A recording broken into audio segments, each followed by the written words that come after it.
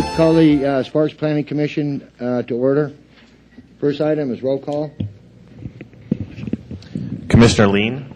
Here. Commissioner Voles. Here. Commissioner Peterson. Here. Commissioner Barnes. Here. Commissioner Nowicki. Here. Commissioner Sanders. Here. Commissioner Sperber. Here. Assistant City Attorney Doug Thornley. Here. And Community Development Director Neil Kreutz. Here. Next, we have approval of minutes for January 20th, 2011. Move to approve as submitted. Second. All those in favor say aye. Aye. One abstention, Commissioner Peterson. Next, we have announcements and committee reports. None. Informational items. None. We're rolling right along. Informational items, Mr. Chair, just as a reminder, your next meeting is going to be on April 7th. Going on. Pardon me? Your next meeting will be on April 7th, and we will likely have a study session on April 5th as well. So just to keep you aware of your next meeting. And then also I handed out some informational item or some information tonight on an open meeting law symposium that's going to be hosted by Washoe County here in a couple weeks. You're all more than welcome to attend. I don't believe it's mandatory in any way, but if you're interested, you're certainly welcome to come. We just ask that you RSVP as indicated in that handout. Very good. Thank you, Tim. Any questions for Tim on that? None. Next, we have public comment. Anybody in the audience wish to speak on any item, either on or off the agenda? Seeing none, close public comment. Next, we have PCN 11004, KDH Builders, Wild Creek, LLC. Tim?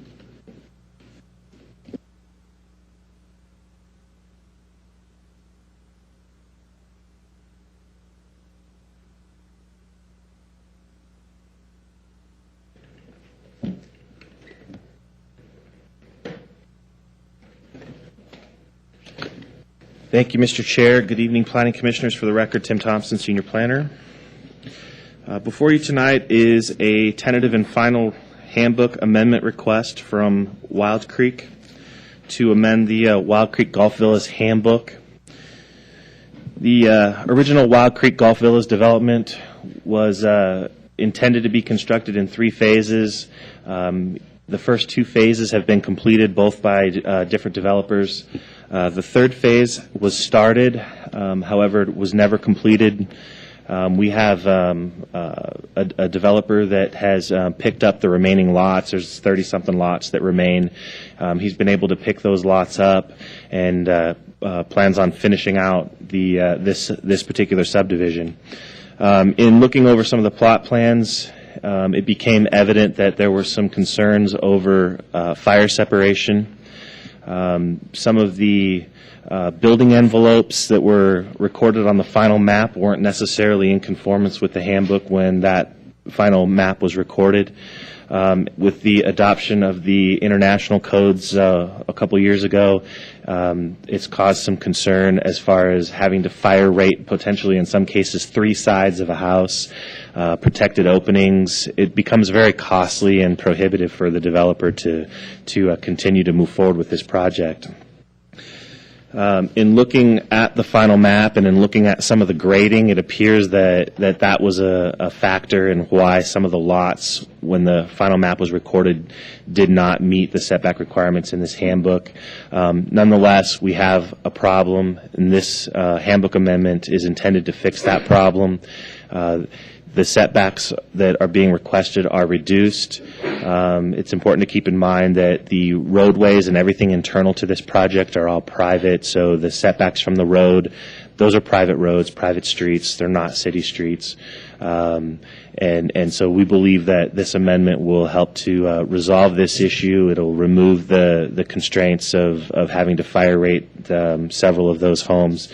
And allow the developer to move forward and continue to build out this subdivision.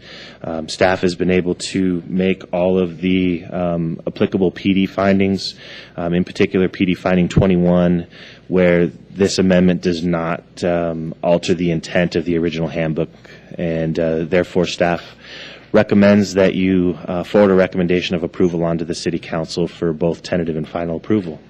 be happy to answer any questions. Any questions for Tim? Seeing none, this is a public hearing. I'll open the public hearing. Anybody in the audience wish to speak on this item?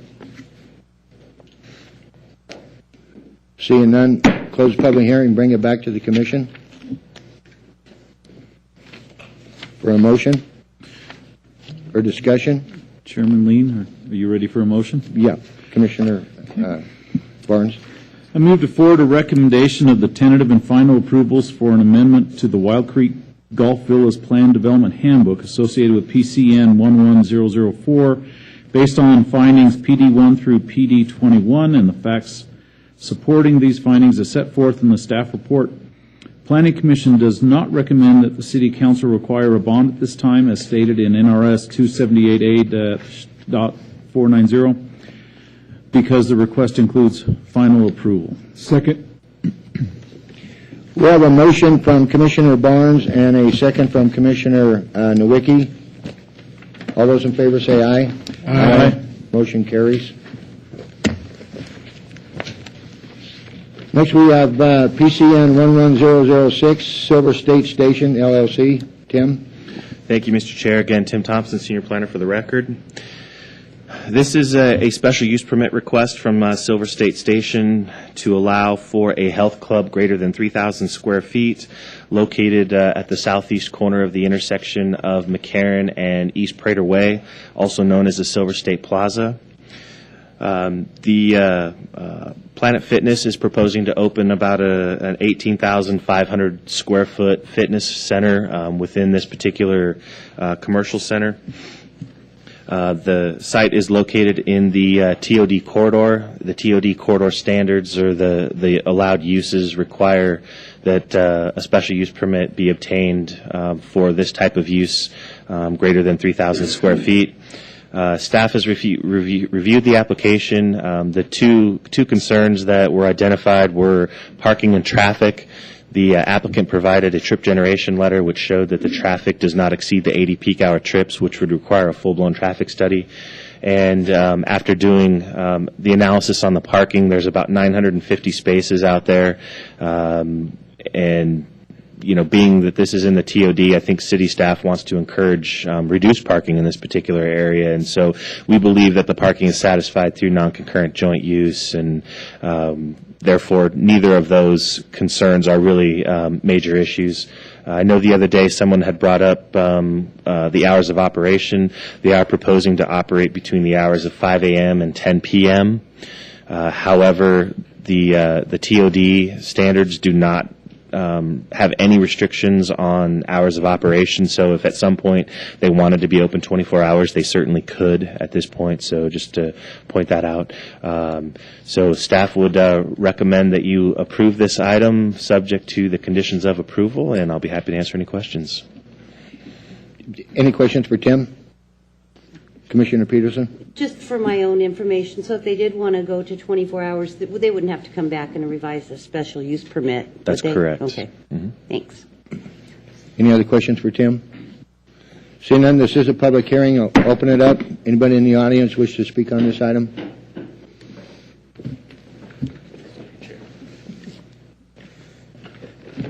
Good evening. For the record, Mike Raley with Rubicon Design Group here on behalf of Phillips Edison, the owners of the shopping center. We concur with the staff report and just here to answer any questions you might have.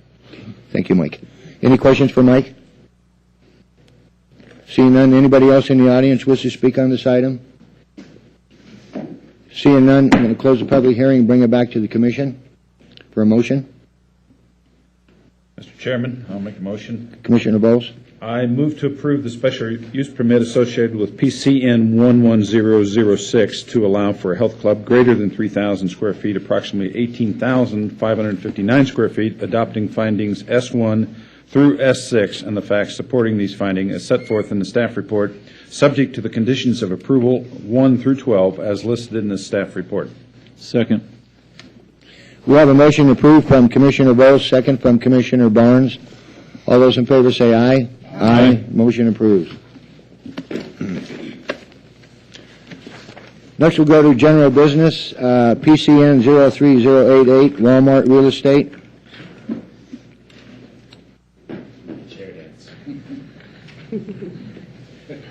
Tim? All right, thank you, Mr. Chair. Again, Tim Thompson, Senior Planner for the record. Let me get to the right page here.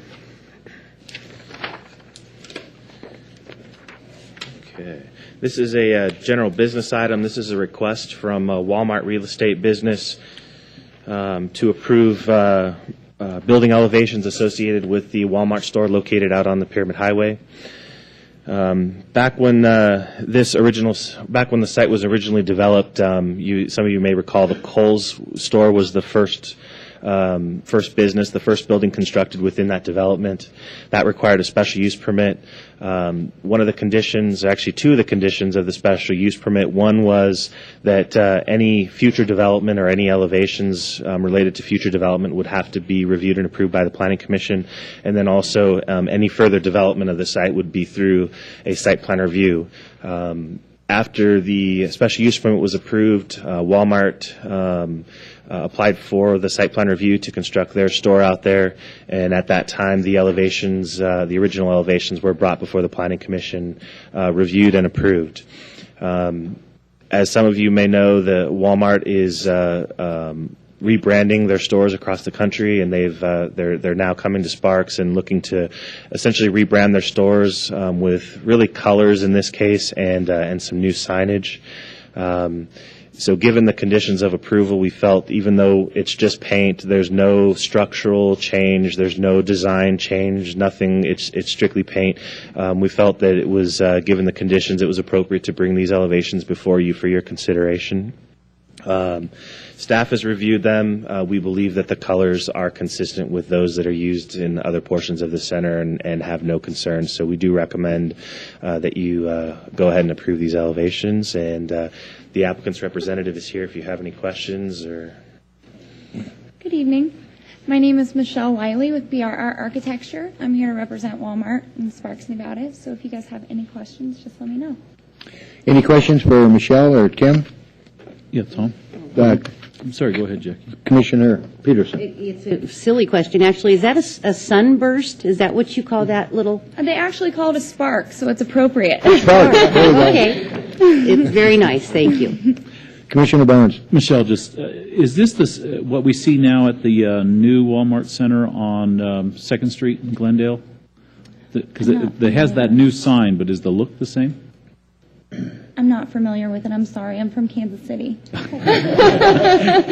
not in Kansas anymore. No, I mean, I think it looks the same because I was trying to drive by and not getting a wreck, and I was looking at it. But it looks the same, which, I mean, I think it looks great for a Walmart. Probably. If it has the new signage, it probably has the new paint as well. Yeah, the building was just opened a few months ago or so. All right. Thank you, Michelle. Mm-hmm. Thank you. Any other questions for the applicant or Tim? Seeing none, we need a motion. Mr. Chair, Commissioner Nowicki. I move to approve the architectural building elevations for Walmart in fulfillment of Condition 20, the special use permit associated with PCN 03088. Second.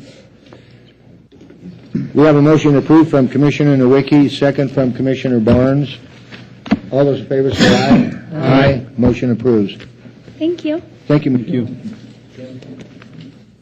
Did you come all the way from Kansas for this? I did. Well, I had a few other things. It's just a day trip. Thank you. Thank you.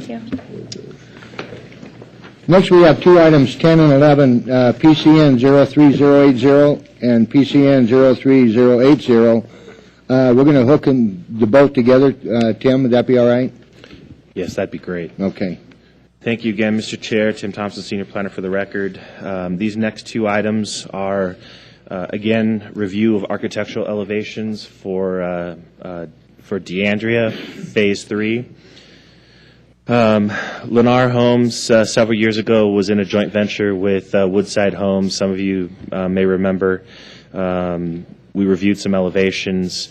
Lennar now owns the entire property, given the economic climate, they're looking to come back, and they're looking at some revised architectural renderings and hoping to get this development started sometime this year and at least get some home construction going up there. Garda, obviously smaller lots, smaller homes. The frontages or the lots aren't as wide, but they're deep. So you have long, narrow home design.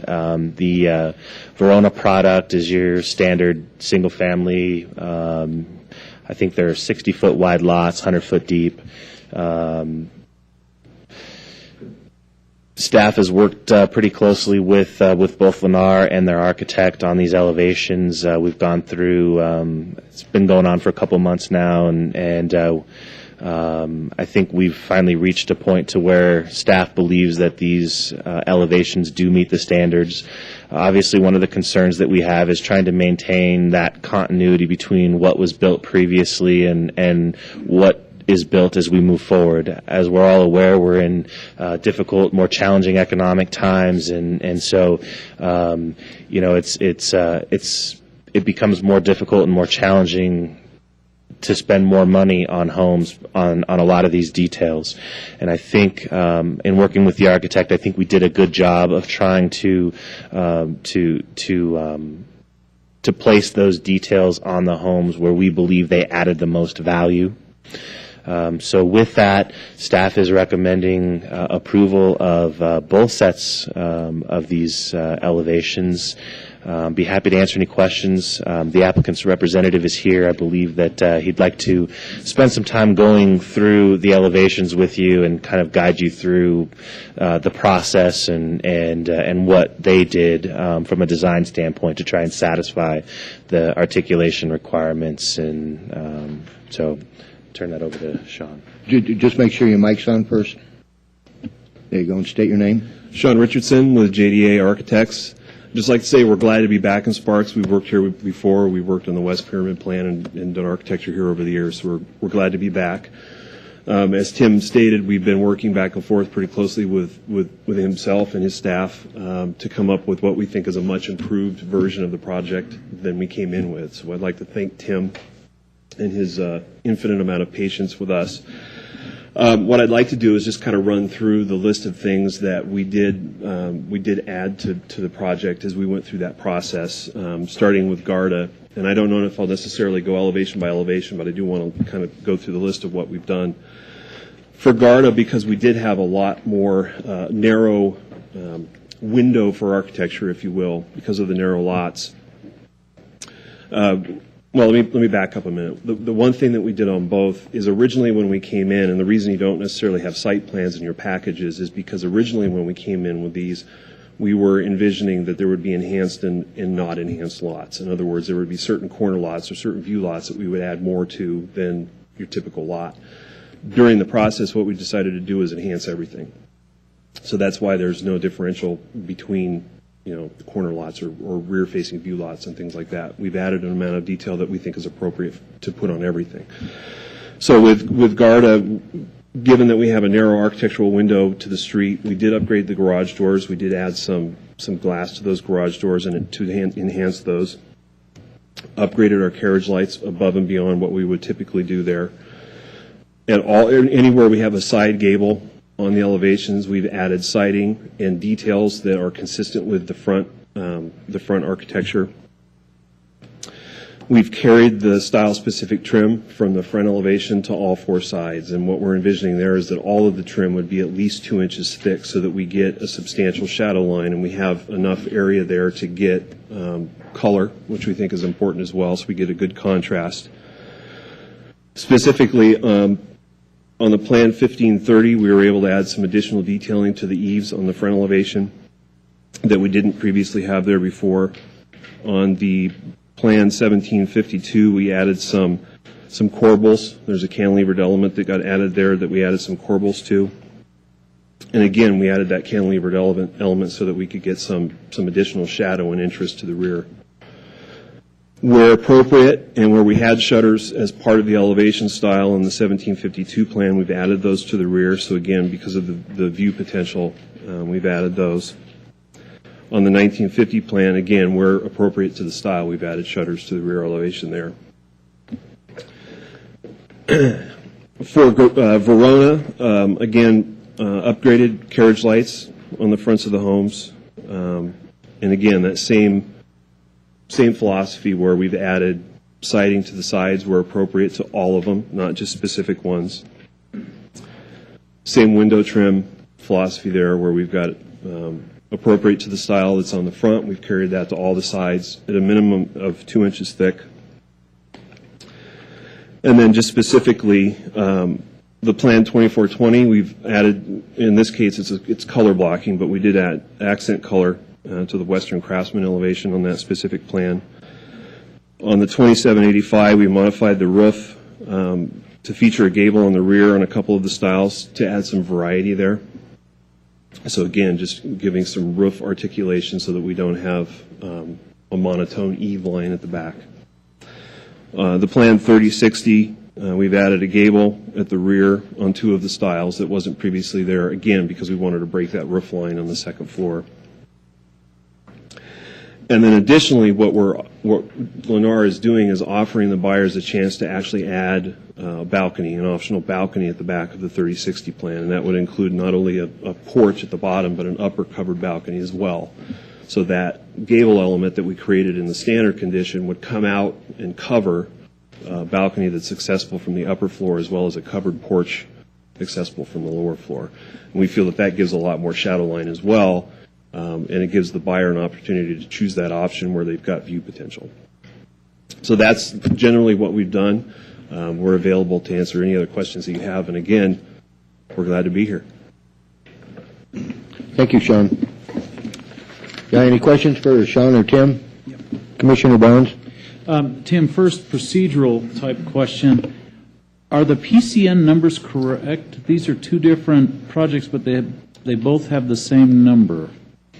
Yeah, the Phase 3 tentative map, which is the PCN number that you have on there, is the entitlement that is conditioned. There's a condition in that entitlement that requires this process. So that's why we've used. It's relating to the handbook, correct, not the individual project. Right. The other comment I had is I know we had talked about this Tuesday, and about, and you mentioned it about the enhanced versus non-enhanced lots. I'd say I like the front elevations. I think you've done a great job on the front elevations, but what concerns me is the side elevations on the 2-story units. And a couple of these have a few windows, and then it's a large plane. The plan 1752, the Italian villa, is just a blank wall, and my concern is not the ones where they're next door to another house. It's if this particular house is on the corner. And every time in the past, we've always brought this up, where we wanted corner lots to be indicated on a subdivision map with some additional enhancements. I mean, we don't want to do designing here, at a planning commission meeting, and it's not our function. But I really disagree on some of the 2-story units. If someone were to say, if that's on a corner lot, it doesn't need enhancements. I think it does, but without the site plan showing, which homes would go there, it's hard for me to decide if this is an adequate elevation or not. I admit you may have an option on a lot that 2 or 3 different floor plans can go there. And I know it makes some difficulty, but I would like some more attention paid to especially the 2-story houses that appear on a corner lot. Well, with the 1752 specifically, the elevation that you're referring to is on the garage side of the house, and for corner units or units that are where it's exposed to a corner, that side would not be plotted to the outside simply because the driveway can't be close to the corner. So there is some thought given to, if you look at the 1752 and look at the left versus right elevation, you'll notice the right elevation, that's where the entry is. It's got some shadow lines and a lot more windows. The left elevation is actually to the side that the garage occurs on.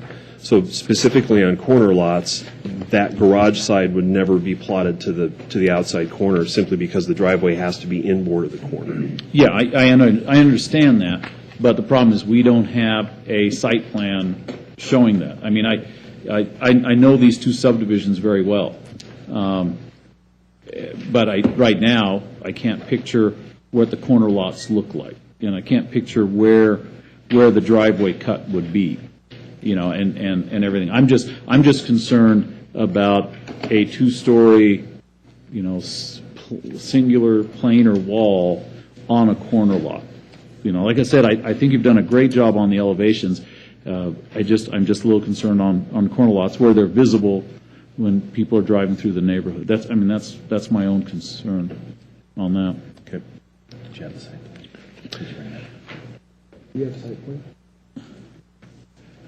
We do have a site plan, but the houses aren't plotted on. Yeah, I understand that with you're going to be plotting various houses on various lots. Tim, is there something we can do to guarantee that if that happens, or that we get a little more attention on those side elevations?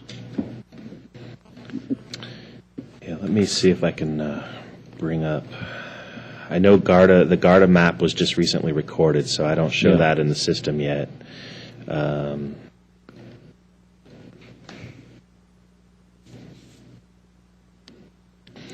Could you do the present PC, please? We can look at Verona. I think from Verona's standpoint, I think most of the lots are really rear elevations and the adjacency to the golf course and the open space. Corner lots. Oh, here we go. This will really help. Karen, can you go ahead to the overhead? You have about 6 corner lots on Garda. So I think this will help, and I frankly I think this is the map, Commissioner Barnes, that you were hoping to see in the submittal that wasn't there. But this map identifies those lots that are adjacent to the open space, and then those lots that are on corners. So in this particular case, you have really 2 lots, at least in the case of Garda, 2 lots that are right on the corner. And then Verona, for Verona, you've got 2, 4, 6, 8, it looks like, that are on corners. So, we're talking 25 lots and then 50-something lots. 54, I believe. 54 lots. So, 74, 75 lots. You've got 10 of them that are on corners. But I'm also trying to remain consistent, because this is something we've always done. When we looked at subdivisions, we've looked at the corner lots, and we had a lot layout where we didn't really identify the home, but we said this particular lot will need enhanced side elevations. And I believe that's as far as we ever went. We didn't talk about any kind of projections or what that consists of. That's more up to staff and the builder to determine. But we did identify certain lots that we thought were key or important to be enhanced. And I think what you've heard the applicant say tonight is that's what they originally came in with, and through our discussions they went and they believe they've enhanced all of those elevations now. Sean could probably speak more specifically to what those differences are. I know the roof form had changed a little bit. These were, in the case of the 1752, for example, these were in essence gable roofs, and they've altered that.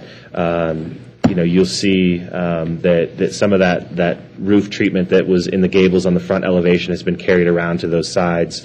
I think the key here that we're talking about, really the details are really the windows. What can we do with the windows? It could be as simple as maybe doing gridded windows. It could be as simple as taking a look at the window treatment itself to make sure that it's substantial enough. It could be the possible addition of shutters on a couple of selected windows. Well, and I mentioned that one floor plan, and then I'm looking at Plan 3060, the Western Craftsman at Verona, and that one has some nice embellishments. I mean, it's got a different trim underneath the eaves. It's got, false beams that come out. I mean, that one looks really good and really nice. I don't have any problems with that. But compared to the other one I stated earlier, where it's just one window and then the whole wall, and there's no other treatments. If I can offer too, I think the thing that was just mentioned to me is we can commit to plotting single stories only on the corners, which is preferable for us because it tends to feather the height of the community as you come in. So we would commit to plotting single stories on the corners. I like that. You know? And I think it makes a better community because you're not driving into a wall of 2 stories. Okay. Yeah. Commissioner Wells? Just a little bit of information. This is maybe my first or second time of going through this process with these tentative maps. Does the number associated with this imply that's the square footage? Yes. Okay. So, and second, can you give me some just kind of general feel for? I recognize we're in a world where square footage of homes is smaller than it used to be, and that's life. But the square footage and the accoutrements that go with a larger home, what are these villages compared to across the street or immediately surrounding these areas? So what would be the differences in both size and accoutrements with the immediately adjacent villages? Well, I can tell you the plans that we're designing today are the kind of the MO of design is less rooms and more rooms, or more space. So what you're going to see is probably a lower bedroom count overall, but bigger bedrooms and more open living space on the inside. As far as the level of the detail on the inside and the offerings on the inside, Lennar is basically what they're offering is an everything's included program. They don't do a lot of what you see in the model is what they're offering. I would defer to the Lennar representatives to go through potentially what those packages are, but they're typically upgraded from what you would typically see. Well, so from a cabinet package. As an example, I'm certainly don't have the experience or the expertise that Scott does in terms of some of the things he's asking about. But if you went across the street to something that had been built 4 or 5 years ago, to one of these projects, clearly they'd be bigger. But would they also have all of the details that Scott has some concerns about in general? Would the new offerings be missing the details that would be literally on the other side of the street or the other side of the fairway or whatever the closest village would be? I don't believe so. I'm not ultimately familiar with all of the product offerings that were up there, but definitely from an exterior elevation, they would be consistent, and from an interior offering, they would be consistent. I'm mostly concerned with people can buy or not buy based on the interior, but the exterior, everybody has to look at. And, I guess we can't do anything about the fact that the world is calling for smaller sizes and demanding that, but I would hope that other than smaller sizes, they would look pretty much like the rest of the neighborhoods look. Absolutely. We actually drove through, again, to kind of refresh our memories, because it's been a while since we've been up to DeAndrea, but we drove through this evening before we came here, and absolutely, these would be consistent with what you see out there from a current offering standpoint. Any other questions for Sean or Tim? Commissioner Peterson? So if they would commit to the single story on the corners, I'm sorry, just had some dental work. My mouth's funny. Would we need to put, I know, I'm being careful. would we need to add a condition or anything, or we just take their word for it? You promise, cross your heart? The only thing that I will say is because GARD is very narrow, we would need to verify fit on the corner lots for those, but if they fit, we absolutely will commit to doing single stories on the corners. Thank you. Any other questions? Seeing none, we're ready for a motion.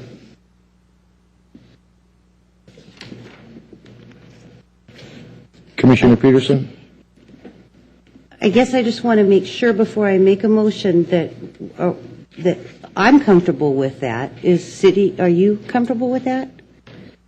I'm definitely comfortable with that. I think staff, again, this has been a process. This just, they didn't show up on our desk a couple weeks ago. I mean, this has been a couple-month process, and we've worked really hard to try and integrate more color.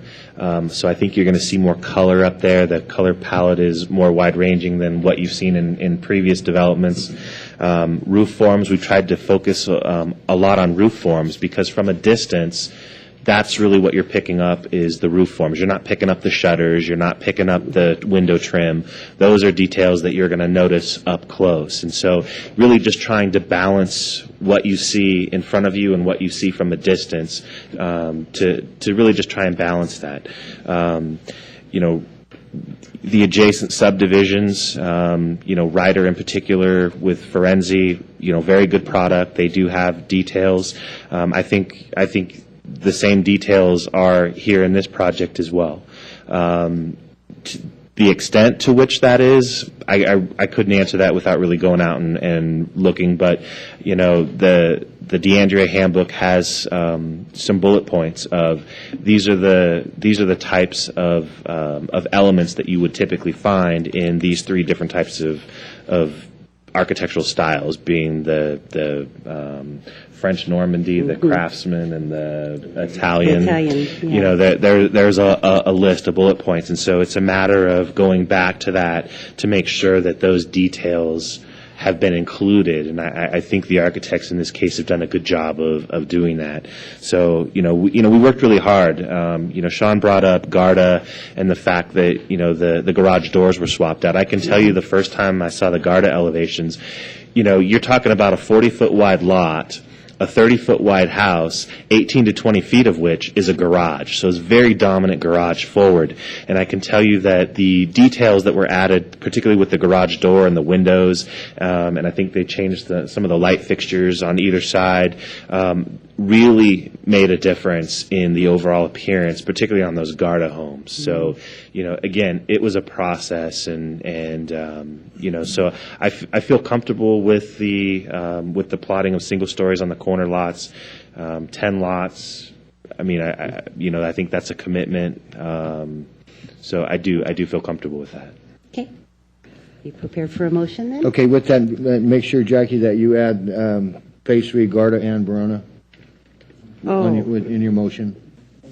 One motion for both. Yeah. Okay. Then, let's see if I can do this.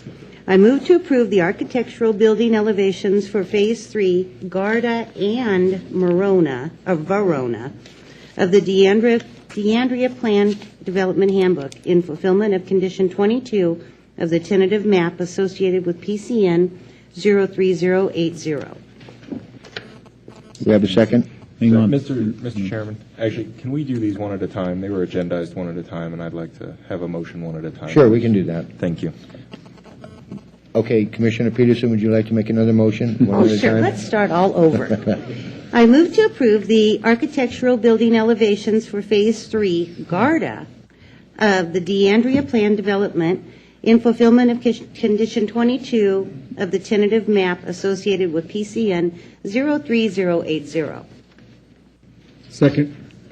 Do we have a motion approved from Commissioner Peterson and a second from Commissioner Nowicki? All those in favor say aye. Aye. Okay, I can do the next one then. I move to approve the architectural building elevations for Phase 3, Verona, of the DeAndrea Plan Development in fulfillment of Condition 22 of the tentative map associated with PCN 03080. Second. We have a motion approved from Commissioner Peterson and a second. Who was that? Barbara. From Commissioner Barber. All those in favor say aye. Aye. Paul, it's been so long since I haven't heard from you, I forgot who you were down there. I'm glad you made a motion, young lady. I'll work on that. Good girl. Because I have a big mouth, that's why. Next, we have City of Sparks Annual Report to Truckee Meadows Regional Planning Agency. Tim?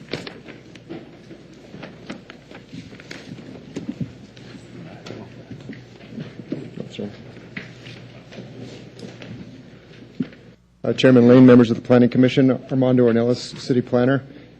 Staff has prepared this annual report for calendar year 2010 to the Truckee Meadows Regional Planning Agency on behalf of the Sparks Planning Commission, on behalf of you all. This is intended to satisfy the requirement of stipulated in NRS 278.0286 that requires each planning commission of a local government that's responsible for a comprehensive plan to annually prepare a report to the Regional Planning Commission and the Regional Planning Governing Board about those activities that we undertake in furtherance of the Truckee Meadows Regional Plan, as well as to make note of what we have coming in the next year. So if there are, I assume you have been able to review it, and if there are any changes, we can certainly incorporate them, but otherwise staff is recommending that you go ahead and approve and forward this to the Truckee Meadows Regional Planning Commission and the Truckee Meadows Regional Planning Governing Board. Any questions for Armando? Armando, I have one. On the TOD corridor area plan, it states the project is expected to commence in April 2011 after selection of a consultant team and conclude approximately a year later. I'm sorry, what page are you on? 3. 3. The TOD corridor area plan. Yes. So we're going to submit this now to regional planning, and then it'll be submitted again a year later? No, this refers to a project that's being undertaken by the Regional Transportation Commission to develop a corridor plan. It's really a multimodal plan that might recommend for something, for example, something like a complete street treatment for that corridor. So they're going to select a consultant, and then they will go through a planning process that will take approximately a year. So at the end of that, they'll be recommending a series of improvements. Again, a lot that might be similar, for example, to the treatment of Victorian Avenue east of Pyramid, with the separate bike lane and pedestrian path, et cetera. It could be something along those lines, and as well as the related road improvements and other infrastructure. But that's a year-long process that'll really kick off in about May of this year. And so that would be RTC is going to RTC is responsible for that. Okay. Thank you, Armando. They'll be working fairly closely, though, with both the City of Sparks and the City of Reno, because it extends from one city into the other. Right. Yeah. Any questions for Armando? Just one other question. Under page 6, under annexation, you make reference in item 4 there to, by the way, there is no item 3, so it's went skipped from 2 to 4. Right, and I don't know if you noticed the format, but basically we skipped those things that are either not applicable to us or we didn't do anything about it. Oh, okay. So. But I guess just help me with my memory. The second sentence says we detached the 2 sites, which we did. But I thought the original annexation of those occurred also in 2010. Was that 2009? That was 2009. As you may recall, those annexations occurred prior to the start of the 2009 legislative session. We were concerned about, and in particular the applicant was concerned about non-contiguous annexations not being allowed after that session. That occurred that same year. Yeah.